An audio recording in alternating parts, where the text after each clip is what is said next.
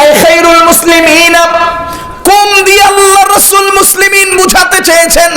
অর্থাৎ মুসলমানদের মধ্যে সেরা হলেন তারা যারা কোরআন শিখেন, যারা কোরআন শেখান। এবার মুসলমান বলেন তো, সমস্ত মাখলুকের মধ্যে সেরা কারা? মানুষ। সমস্ত মাখলুকের মধ্যে সেরা কারা? এই সেরা মানুষের মধ্যে সেরা কারা? সেরা মুসলমানের মধ্যে সেরা কারা? যারা কোরআন শিখে, যারা কোরআন শেখায়। সুতরাং আমি চোখ বুঝে আল্লাহর রাসূলের এই হাদিসের ভিত্তিতে আল্লাহকে সাক্ষী রেখে মাহফিলে বলতে পারি, আল্লাহর কসম, আজকে যাদেরকে পাগড়ি দিয়েছি তারা সেরাদের সেরা। এটা কি শুধু সেরা না, সেরাদের সেরা। প্রথম সেরা মানুষ, সেকেন্ড সেরা মুসলিম, এরপরে সেরা কোরআনের হাফেজরা। সুতরাং আপনি আপনার সন্তানকে কি বানাইলেন? সেরাদের সেরা মানুষ বানাইলেন। সুবহানাল্লাহ।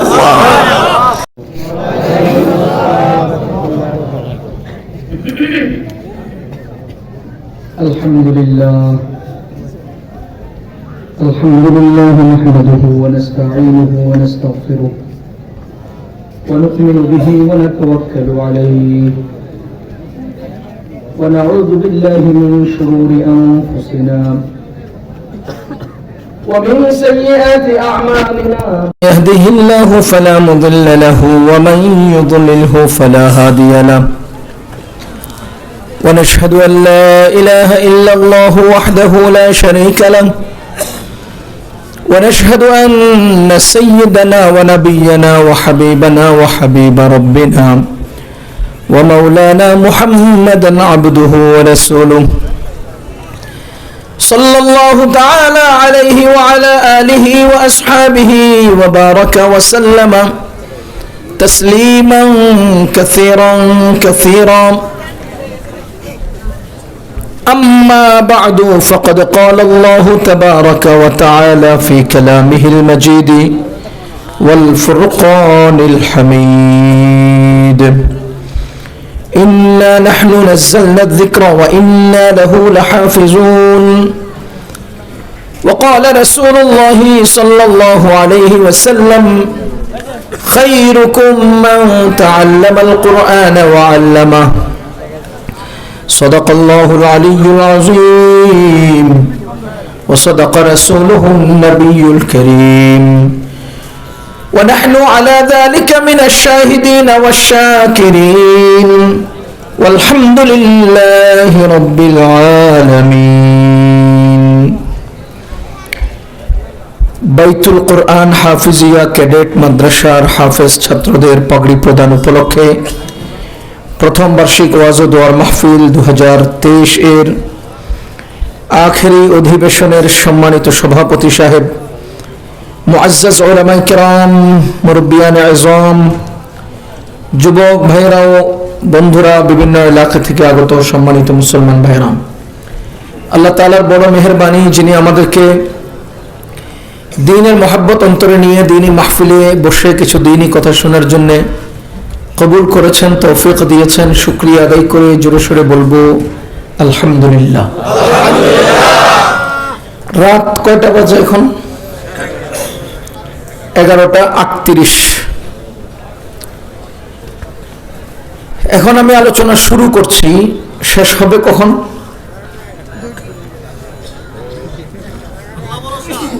আল্লাহ ভরসা। আমাদের একজন মুরব্বী ছিলেন, হাটহাজারী মাদ্রাসার প্রবীণ উস্তাদ, যিনি হাটহাজারীর ফারেগিন এবং দেশের উলামায়ে কেরামের কাছে বাবা হুজুর নামে পরিচিত। বাবা হুজুর মাওলানা মুমতাজুল করিম রাহিমাহুল্লাহ চাঁদপুরের একটা মাহফিলে হুজুর, নানুপুরের পীর সাহেব হুজুর এবং আমি বয়ানে গেছি।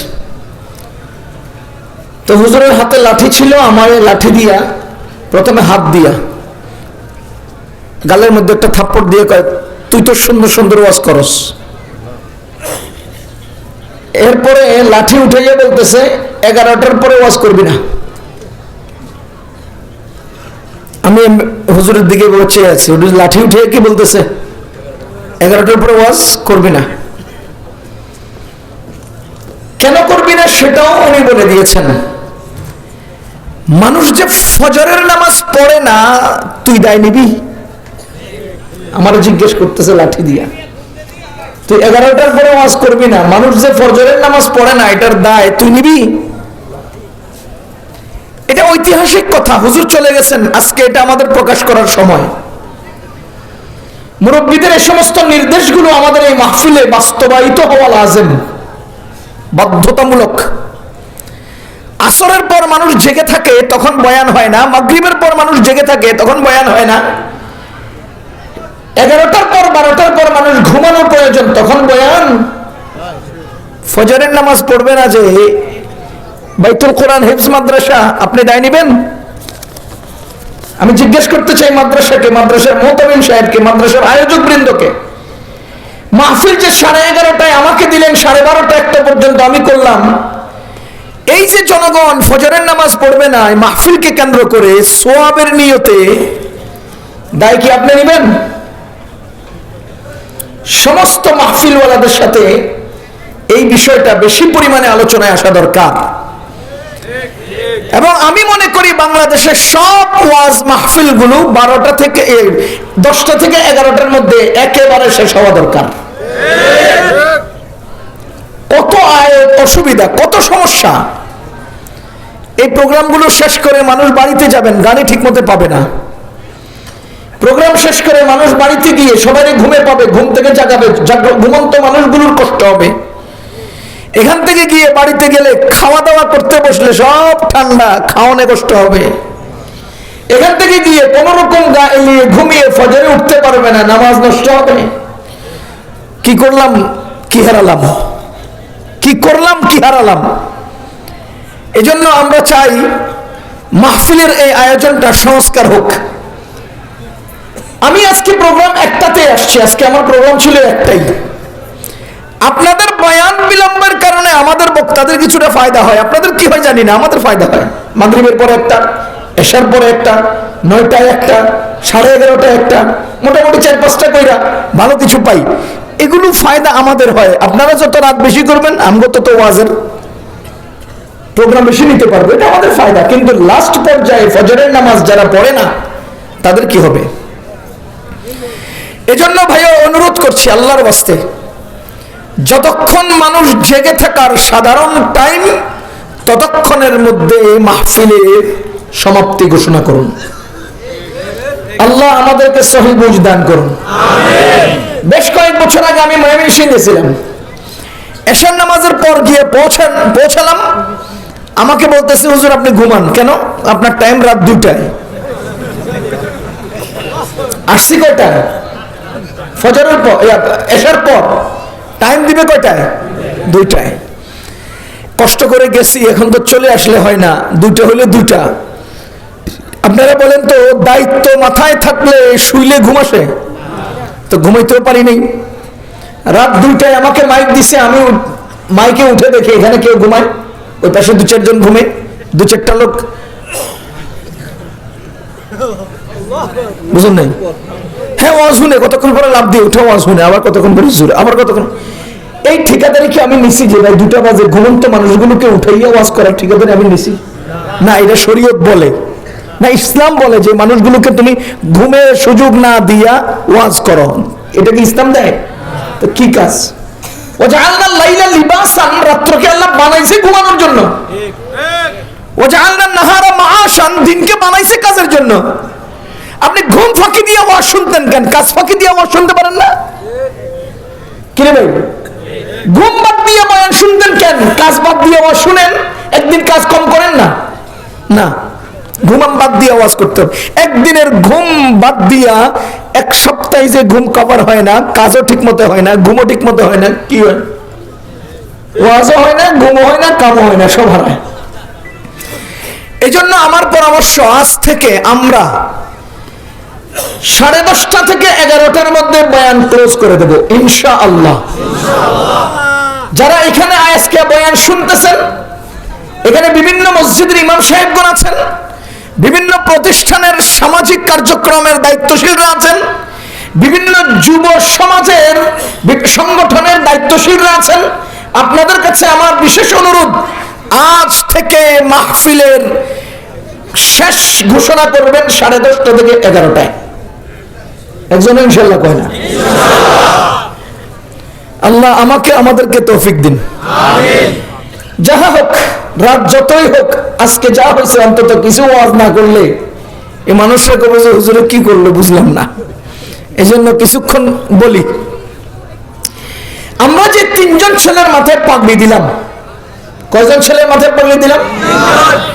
আপনার জানা মতে পৃথিবীর ইতিহাসে অন্য কোন কৃতিত্বের কারণে এই জাতীয় পাগড়ি দেওয়া হয় না।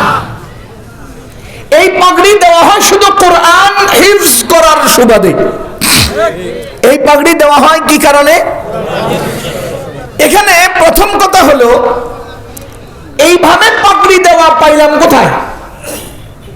নবীজি বলেন সাল্লাল্লাহু আলাইহি ওয়াসাল্লাম, যেই লোক কোরআন কারীমের হিফজ করবে, কোরআন মুখস্থ করবে, আল্লাহ তাআলা ওই লোকের বাবা এবং মাকে হাসরের ময়দানে পাগড়ি পরাবেন। পাগড়ির রং কেমন হবে, পাগড়ির কালার কেমন হবে, উজ্জ্বলতা কেমন হবে, সব হাদিসে আছে। আমি শুধু পাগড়ির প্রমাণটা আপনাদের সামনে উপস্থাপন করলাম। নবীজি বলেন, যেই লোকে কোরআন হিফজ করার কারণে তার মা বাবার মাথায় মুকুট দেওয়া হবে, তোমরা একটু চিন্তা করে দেখো, যে কোরআন হিফজ করবে আল্লাহ তাকে কি দিবেন। তো আমরা দুনিয়াতে তো আল্লাহ কি দিবেন সেই পর্যায়ের দেওয়া কি সম্ভব? কল্পনা করিয়ে তার কাছাকাছি যাওয়া কি সম্ভব? কিন্তু পাগড়ির একটা নমুনা তো পেয়েছি, সেই সূত্রে আমরা হাফেজ ছাত্রদের মাথায় পাগড়ি দিই। এই হাফেজ ছাত্ররা, এদের দাম কত, এদের মর্যাদা কত? রাসূল করিম সাল্লাল্লাহু আলাইহি ওয়াসাল্লাম ইরশাদ করেন, পৃথিবী সৃষ্টির 1000 বছর আগে। কবে থেকে? আরে কবে থেকে? পৃথিবী সৃষ্টি থেকে কত বছর আগে? আজকে থেকে 1000? নবীজির হিজরতের 1000 বছর আগে? আদম আলাইহিস সালাম আসার 1000 বছর আগে? না পৃথিবী সৃষ্টির? নবীজি বলেন, পৃথিবী সৃষ্টির 1000 বছর আগে আল্লাহ নিজে তার জবানে মুবারক থেকে সূরা তাহা, সূরা ইয়াসিন তেলাওয়াত করলেন। এটা কালাম কার? আল্লাহ নিজের জবান দিয়ে আল্লাহর কালাম উচ্চারণ করলেন। তখন ফেরেশতারা চিৎকার দিয়ে উঠে বলে, ও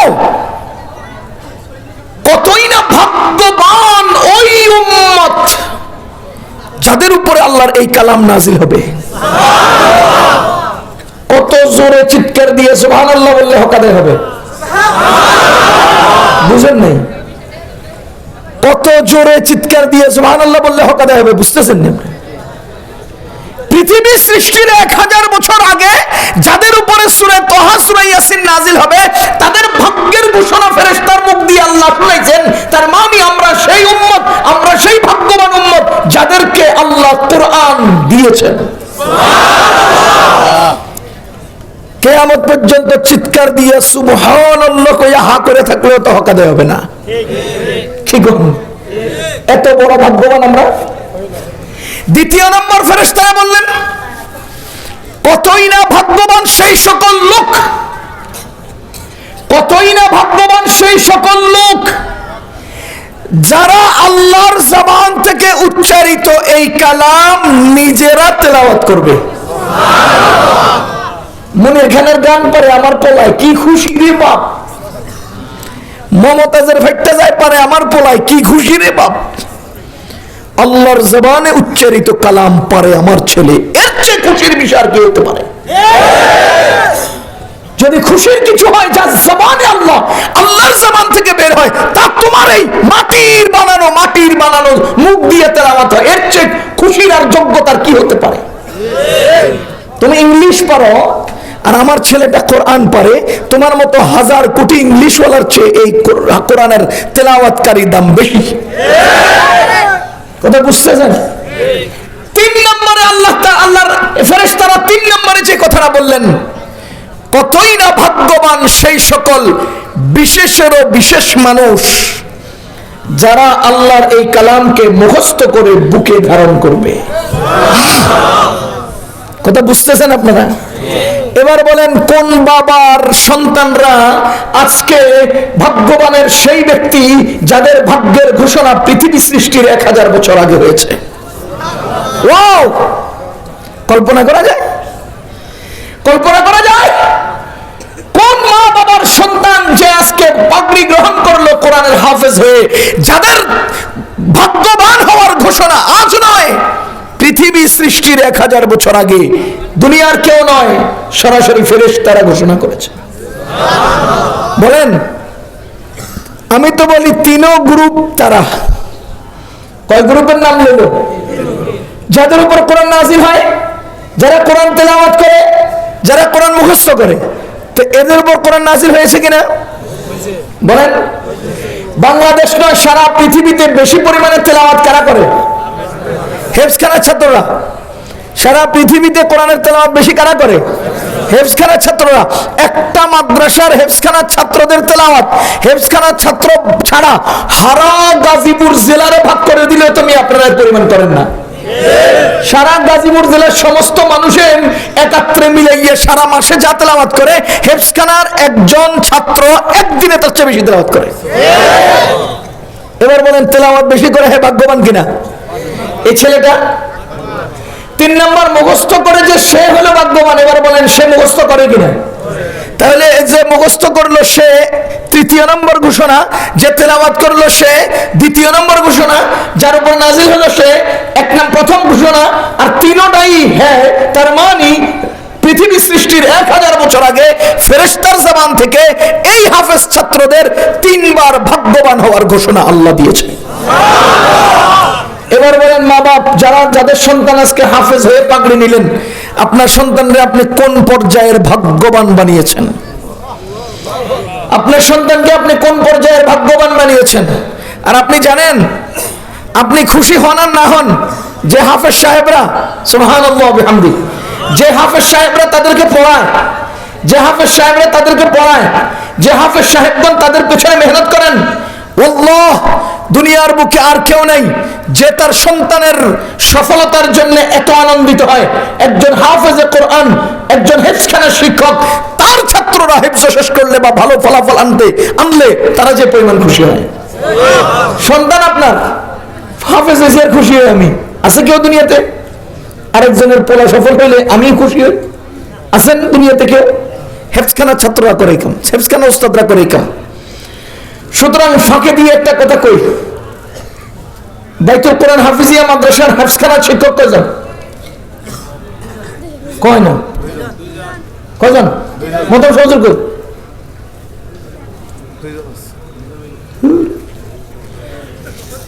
হেফজখানার শিক্ষক কয়জন বললেন? 2 জন। ছাত্র কয়জনে পাগড়ি নিল?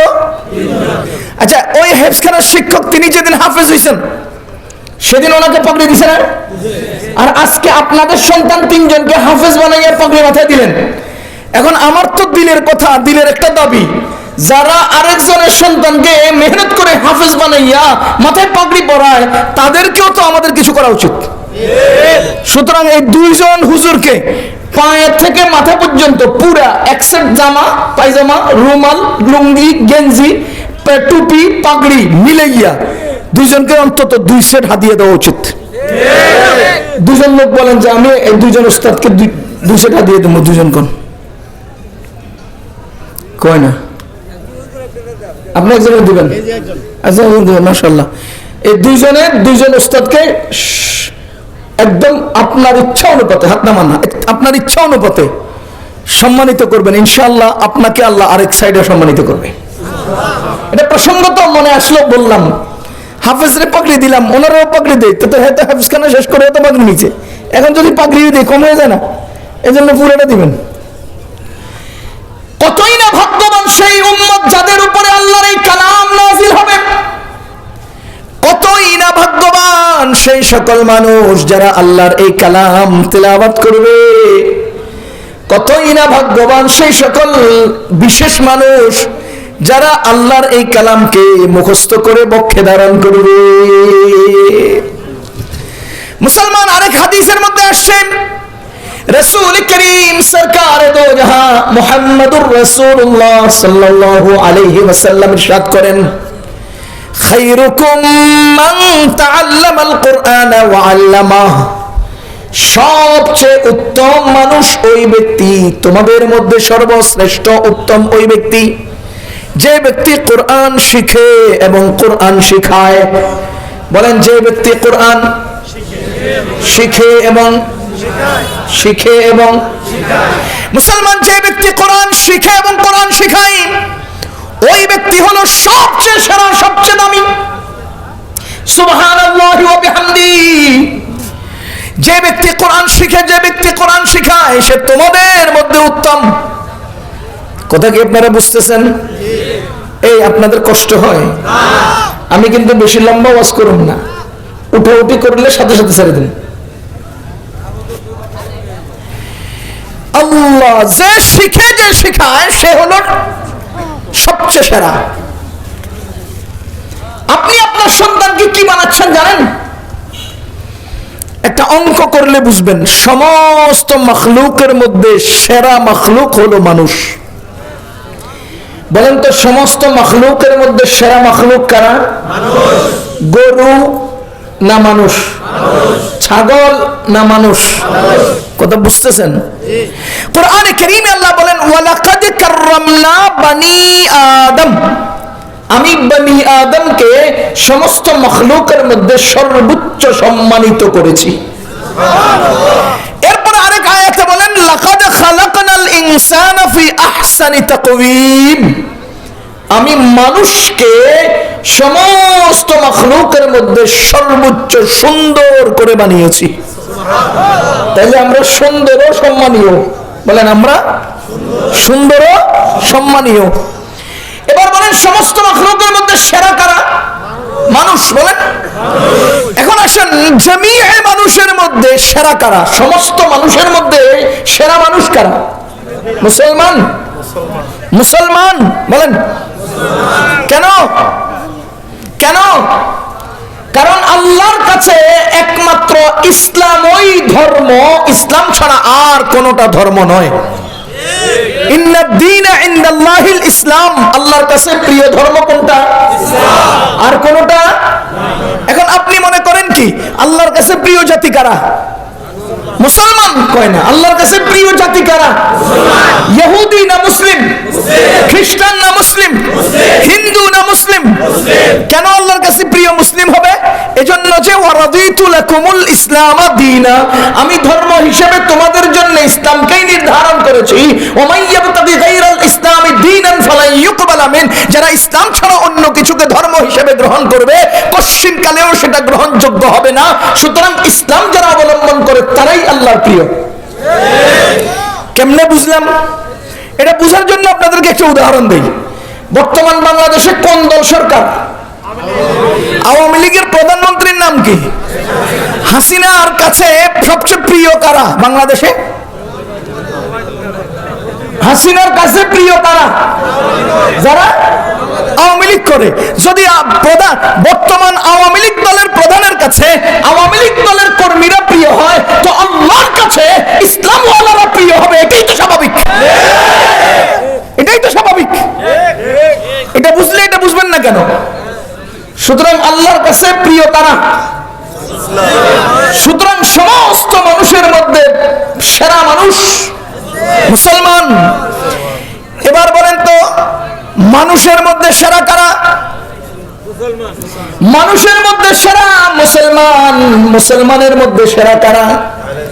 রাসূল করিম সাল্লাল্লাহু আলাইহি ওয়াসাল্লাম ইরশাদ করেন, খায়রুকুম মান তাআল্লামাল কুরআনা, খায়রুকুম আই খায়রুল মুসলিমিন।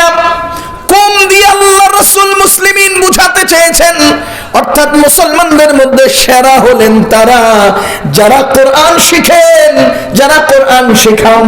এবার মুসলমান বলেন তো সমস্ত মখলুকের মধ্যে সেরা কারা? মানুষ। সমস্ত মখলুকের মধ্যে সেরা কারা? এই সেরা মানুষের মধ্যে সেরা কারা? সেরা মুসলমানের মধ্যে সেরা কারা? যারা কোরআন শিখে, যারা কোরআন শেখায়। সুতরাং আমি চোখ বুঝে আল্লাহর রাসূলের হাদিসের ভিত্তিতে আল্লাহকে সাক্ষী রেখে মাহফিলে বলতে পারি, আল্লাহর কসম, আজকে যাদেরকে পাগড়ি দিয়েছি তারা সেরাদের সেরা। এটা কি শুধু সেরা না, সেরাদের সেরা। প্রথম সেরা মানুষ, সেকেন্ড সেরা মুসলিম, এরপরে সেরা কোরআনের হাফেজরা। সুতরাং আপনি আপনার সন্তানকে কি বানাইলেন? সেরাদের সেরা মানুষ বানাইলেন। সুবহানাল্লাহ।